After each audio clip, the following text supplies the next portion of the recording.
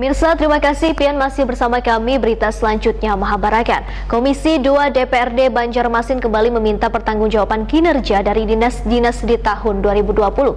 Salah satunya adalah PDPAL Banjarmasin. Menurut Dirut PDPAL Banjarmasin merasa bersyukur lantaran secara target PDPAL Banjarmasin bisa memenuhi sesuai dengan program kerja yang dibuat di tahun 2020.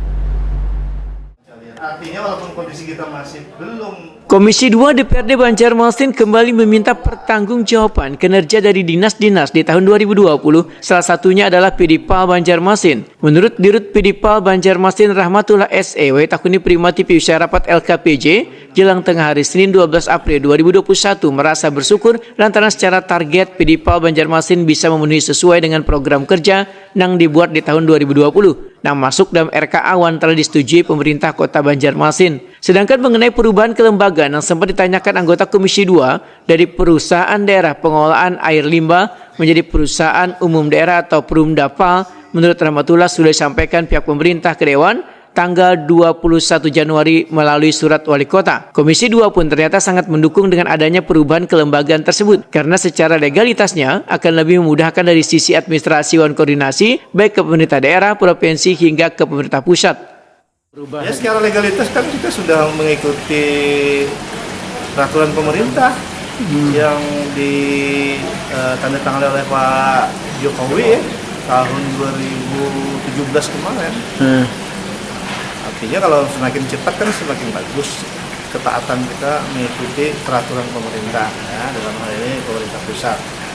Nah, kemudian dari sisi koordinasi ke pusat juga lebih mudah karena legalnya kita sudah perumda, gitu kan. Rahmatullah menambahkan, dari sisi program jaringan, pelayanan berjalan dengan lancar, bahkan berupaya menambah pelanggan baik melalui sistem jaringan existing maupun dengan sistem mobile.